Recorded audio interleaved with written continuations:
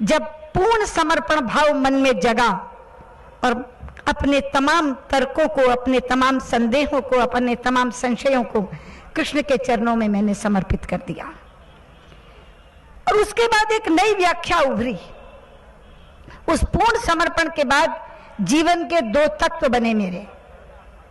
एक तत्व कृष्ण कृपा और दूसरा तत्व कृष्ण इच्छा।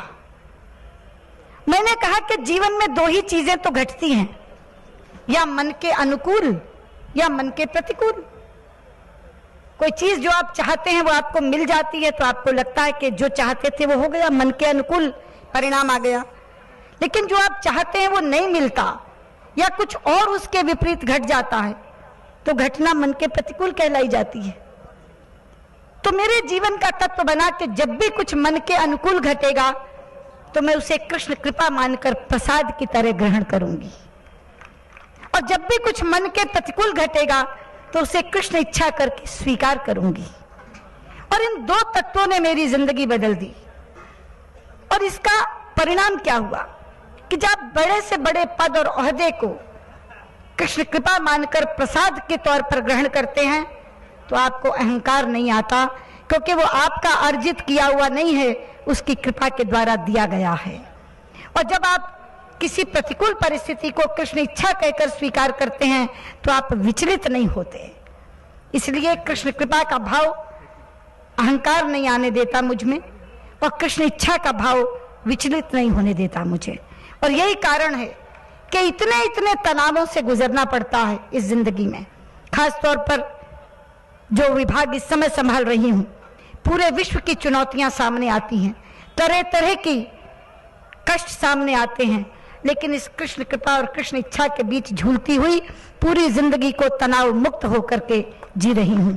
इसलिए आपको एक बात कहना चाहूंगी कि बहुत बार लोग ये सोचते हैं गीता, रामायण, महाभारत, भागवत ये तो बुढ़ापे में पढ़ने की चीजें हैं।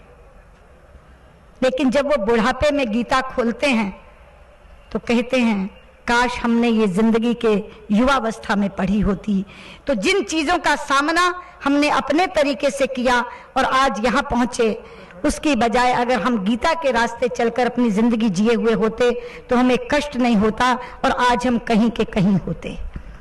इसलिए ये गलती मत करना। गीता को बुढ़ापे के लिए छोड़ने की चीज नहीं है।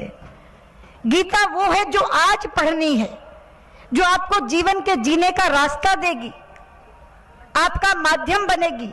और खास तौर पर आज का दिन, जिस समय लोग इतने स्ट्रेस में रहते हैं, इतने तनाव में रहते हैं, डिप्रेशन की बीमारी बढ़ती जा रही है, केवल हिंदुस्तान में नहीं पूरे विश्व में बढ़ती जा रही है। आज एक अखबार में पहली फोटो है इंडियन एक्सप्रेस में एक डिप्रेस्ड आदमी की, 445 किलो वजन, 40 वर्ष की उम्र और 445 किलो वजन, क्योंकि डिप्रेशन को दूर करने का काम लोगों ने चॉकलेट खाना समझ रखा है।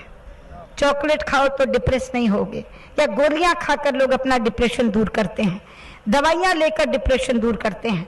लेकिन मेरा दावा है कि अगर हम गीता पढ़कर उसके अनुसार जिंदगी जीना शुरू करें तो कभी डिप्रेशन में हम नहीं आएंगे, और डिप्रेशन का बड़े से बड़ा मरीज गीता सार के साथ ठीक हो सकता है। मैं तो कहना चाहूंगी हमारे जो साइकेट्रिस्ट हैं, हमारे जो मनोविज्ञान के डॉक्टर्स हैं, वो स्वयं गीता पढ़ें, और जब पेशेंट उनके पास काउंसलिंग के लिए आता है तो काउंसलिंग उसके अनुसार करें।